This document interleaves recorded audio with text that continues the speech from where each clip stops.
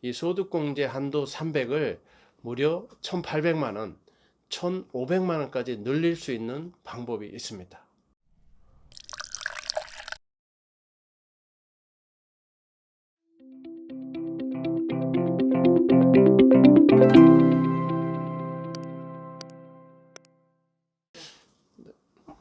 네, 안녕하세요. 싹풀 이승희 세무사입니다. 오늘 오랜만에 또 영상을 촬영하게 됐는데요. 제가 기존의 담보대출에 대해서 2018년부터 19, 20, 21년 작년까지 총정리를 한번 해드렸어요. 그리고 나서 이제 주택청약 특별공급 시리즈를 또 쭉 정리를 했는데, 오늘은 이 대출 중에서도 대출을 규제만 하는 것이 아니라 이 장려하는 대출도 있습니다. 이 정책 대출이라고 하는데요. 이 정책 대출이 세 가지가 있어요.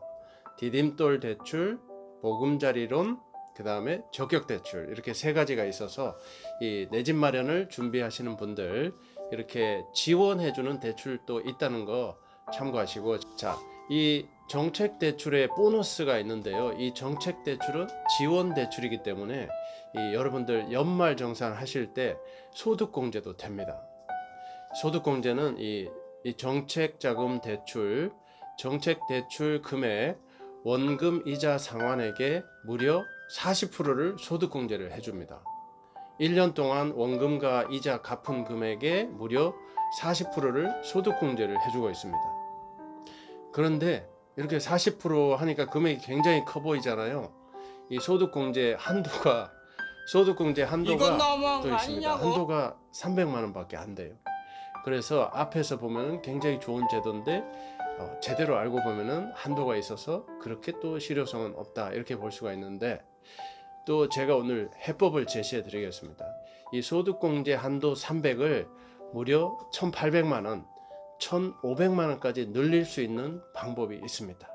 원칙적으로 이 원리금의 40%를 한도 300만 원 기준으로 공제해 주고 있는데, 예외가 세 가지 있습니다. 예외사항이. 첫 번째는 주택 가격 5억 이하인 경우는 이자 상환액 전액을 소득공제 해주고 있습니다. 그런데 여기도 역시 500만 원의 한도가 있어요. 네. 이 한도를 또 늘리고 싶으면은 이 대출 조건을 조정하면 되거든요. 대출 조건. 이 비거치식 분할 상환 방식과 고정금리 방식을 동시에 선택을 하시면은 한도가 무려 1,800만 원까지 증가합니다. 두 가지 동시에 선택을 하시면 한도가 1,800이 되고, 고정금리 방식 또는 비거치식 분할 상환 방식 둘 중에 하나를 선택하시면 그때는 한도가 1,500만 원이 된다는 사실입니다. 이 내용을 참고하셔서 이 정책자금 신청하실 때 이 조건을 잘 살펴보시고 선택을 하시면 좋겠습니다.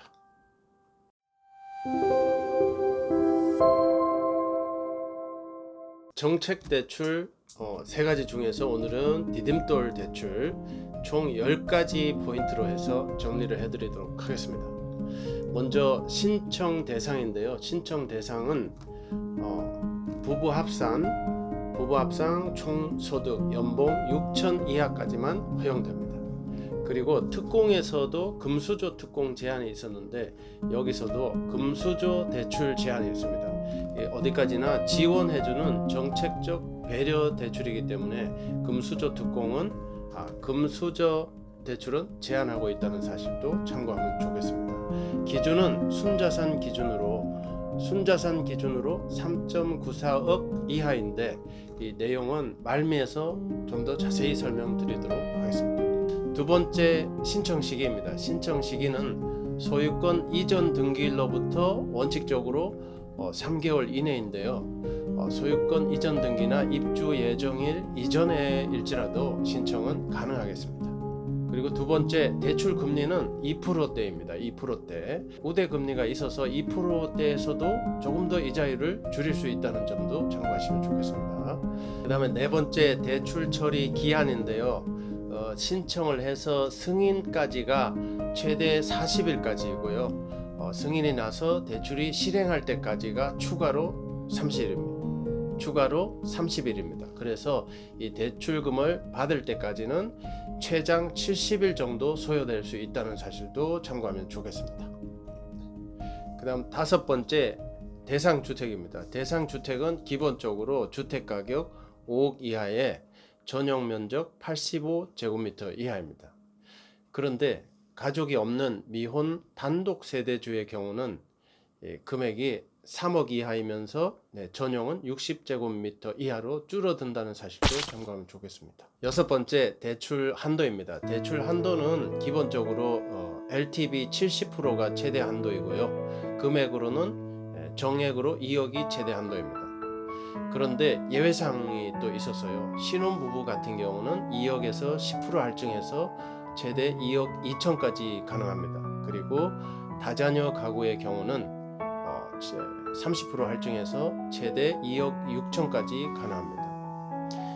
그렇지만 또 미혼인 단독 세대주는 또 감액 조건이 있는데요. 기본 한도 2억에서 5천만 원 감액돼서 최대 한도가 1억 5천으로 줄어듭니다. 그렇지만 이 LTV 이외에도 대출 규제에는 소득 제한이나 DTI 이런 내용이 있어서요. 모든 내용을 종합할 때는 변수가 있을 수 있다는 점도 참고하시기 바랍니다. 그 다음 7번째는 이 대출을 받고 나면 상환을 해야 되잖아요. 상환 방식은 원금 균등 분할 상환 방식과 원금과 이자, 원리금 균등 분할 상환 방식이 있습니다. 그 외에도 40세 이하 분들의 경우는 원리금 체증식 균등 분할 상환 방식도 있습니다. 그 다음에 8번째, 소득 증빙. 소득 요건이 6천만 원 이하만 대출 신청이 가능하잖아요. 그래서 소득을 6천만 원 이하다 하고 입증을 해야 되는데, 입증하는 방법은 모든 종합소득으로 입증을 하셔야 되는데요. 기본적으로 근로소득, 사업소득, 연금소득은 반드시 들어가셔야 되겠습니다. 9번째, 단독세대주 제도에 대해서 2018년도에 일부 개정 내용이 있었거든요. 그 내용을 정리해 드리도록 하겠습니다.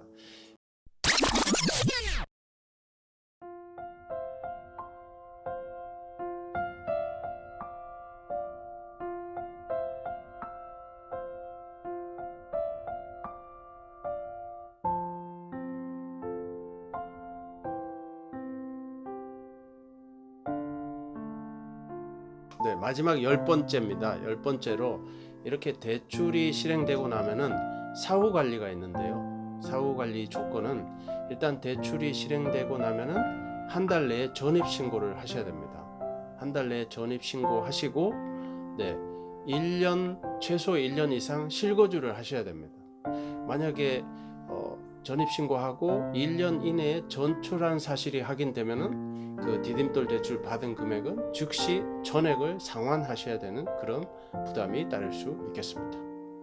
그러면 대출 받고 나서 3.94억을 넘어버리면 어떻게 되나요? 대출을 받고 나서 순자산이 3.95억, 4억, 5억 이렇게 돼버린다는 거죠.